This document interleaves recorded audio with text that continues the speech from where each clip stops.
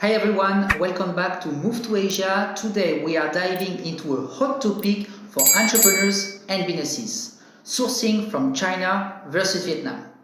I'm Guillaume and today I'm joined by Vin Ho, our guest in today's discussions. Welcome Vin. Hey, welcome. How you doing, Guillaume? Very good, and you? I'm good, thank you. So Vin, let's start by an overview. Many companies have relied on China for decades due to its massive infrastructure, production capacity and efficiency. For example, nowadays China accounts for around 30% of the global manufacturing output, making it the world's largest manufacturer worldwide. But recently, things have changed and Vietnam has emerged as a strong competitor. Why is that within? You bring up a good point, Guillaume. China has always been at the forefront of manufacturing, at least the last 20 or 30 years. They're such a big country. They offer efficiency, production, and labor and low cost. So they've been the go-to manufacturing capital of the world, so to speak. So from everything, if you can imagine, from electronics, clothing, textiles, machinery, anything like that. So I would say things started to change maybe around 2018 or the last 5 or 8 years. It seems like there's more adversity between China and the United States. We saw that with the election of Donald Trump here in America and then him putting on these China tariffs. So up to about 25% now on a lot of goods imported from China into the United States. So what essentially is happening is it's making products more expensive for consumers in America and for the companies that operate and buy their products from China. So having said that, I would say maybe 2, 3, or 4 years ago, Vietnam started to emerge more in terms of taking up the interest, the excitement as an alternative, a China plus one strategy. So I would frame it in those terms. So actually, just because of those Chinese made goods, right, and the tariff that was directly in the US that created a relocation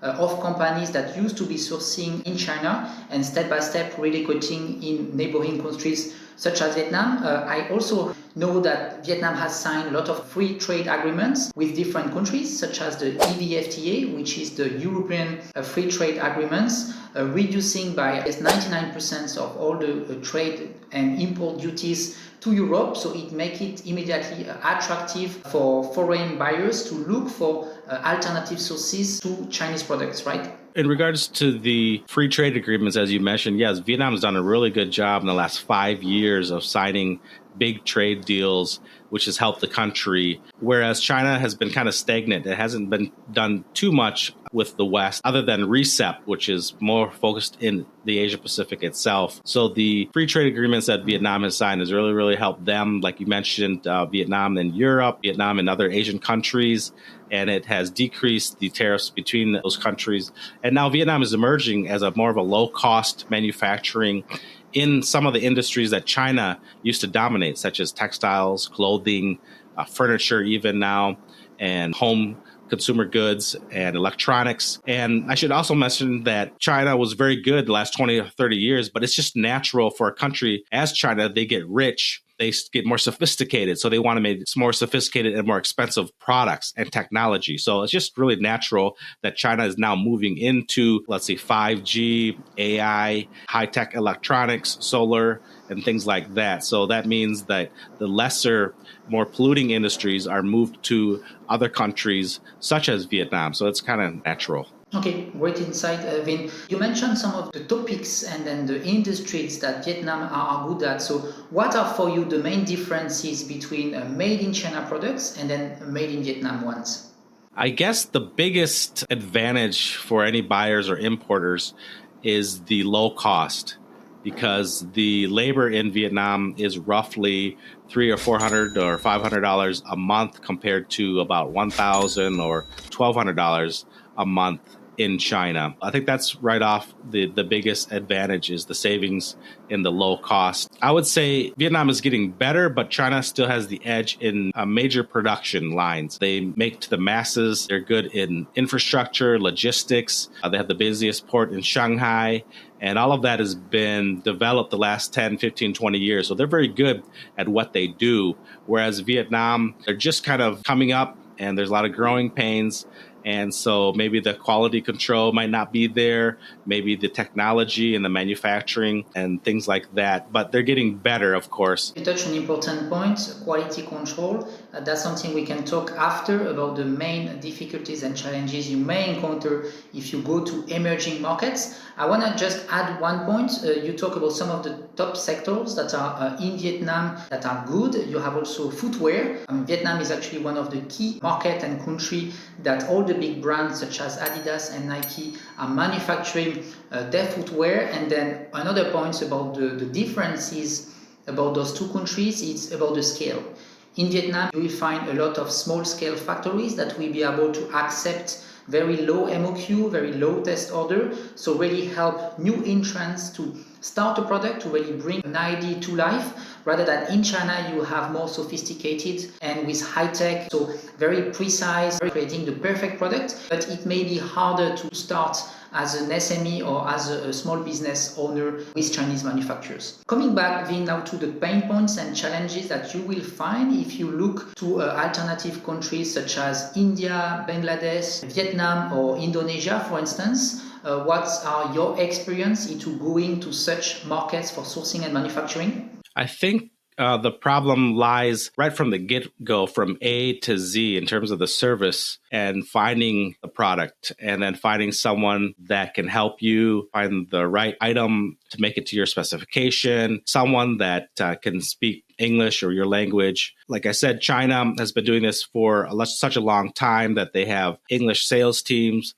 people on hand to help you out, to reach out to you. They have the whole buying experience down for you. You can even go to China, attend a trade show, a trade fair, and then they'll take you on a tour. They'll take you to the factory and things like that. Whereas in Vietnam or India or neighboring countries, it's not as sophisticated, specifically in terms of finding the information. If you just look at Vietnamese companies, the websites, there's, built haphazardly, and they might not have all the information up there.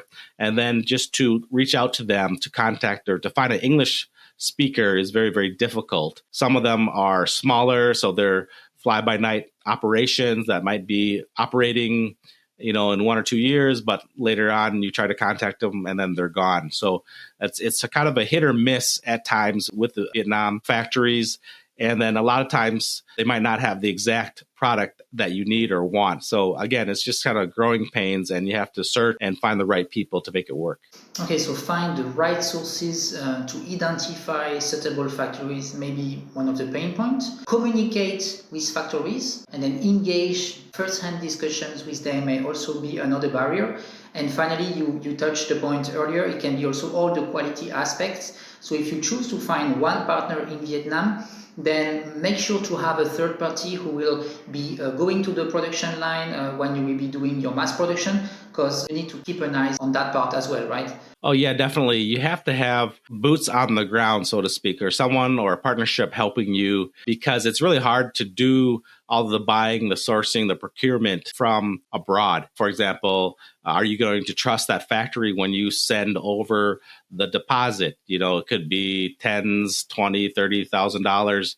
And then maybe that partner, that factory might not reach out to you, might not talk to you again. So you really have to have someone in Vietnam that you trust, that can verify, that can go meet the people at the factory, and then can verify that payment was made. And then, for example, like the production line, when they say a product is going to be made in the next 3 months, then you can take samples, take pictures. So there has to be trust between both the factory and you, the buyer, in order to make it work. So you've been buying from a Chinese manufacturer. You also manufacture before products in Vietnam. What are for you the steps that people have to follow starting their journey in Vietnam or in China?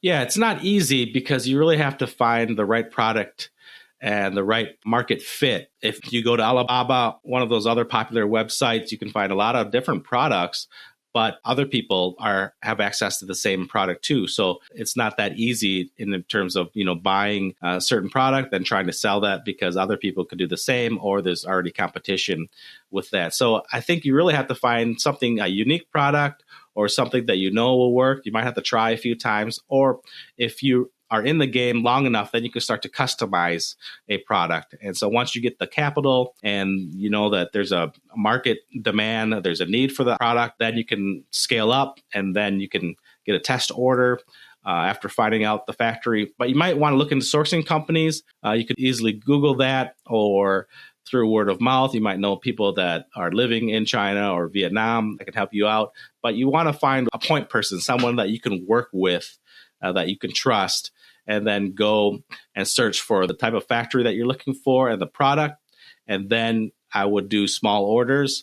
And then from there, then you can scale up. And depending on your relationship with the factory, you can continue to grow that relationship.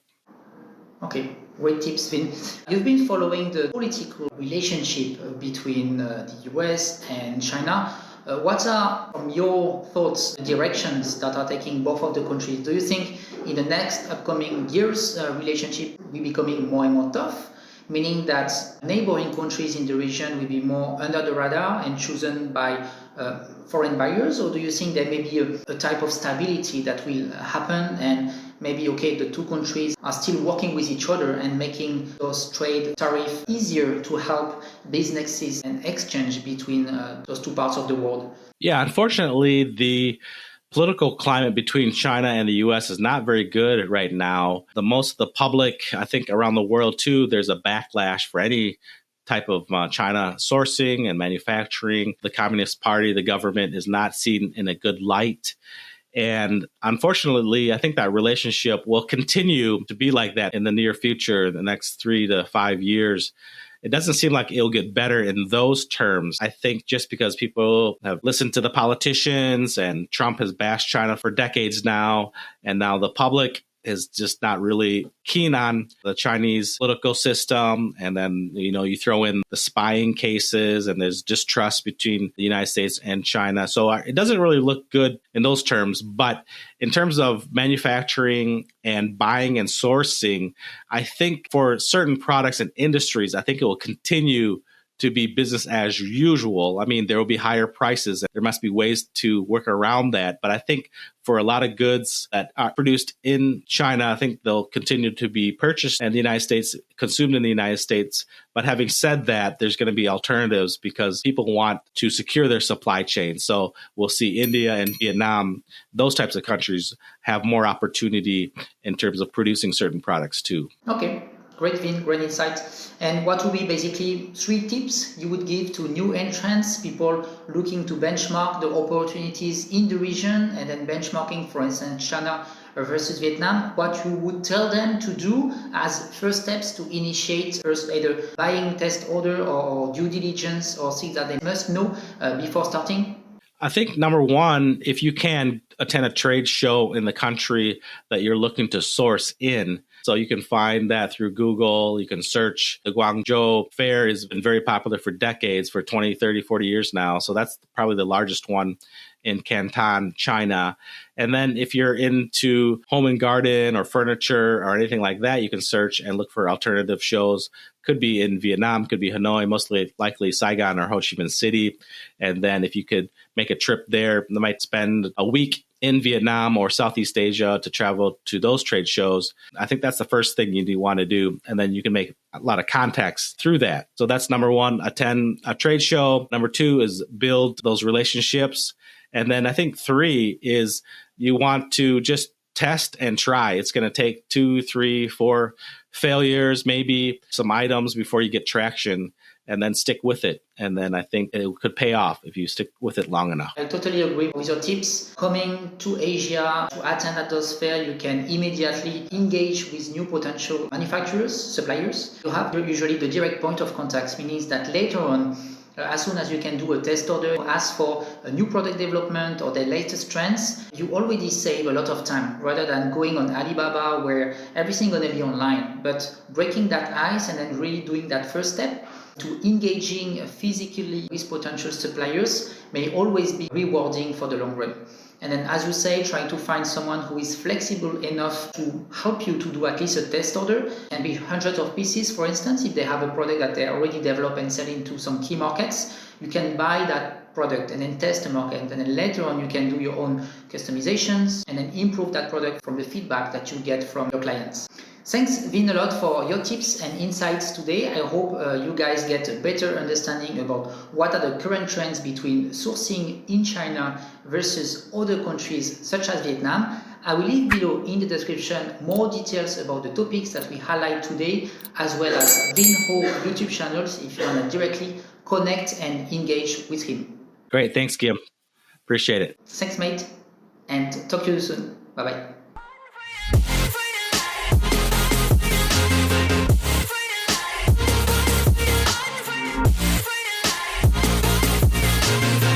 Down and I'ma get it right, then I'll sight like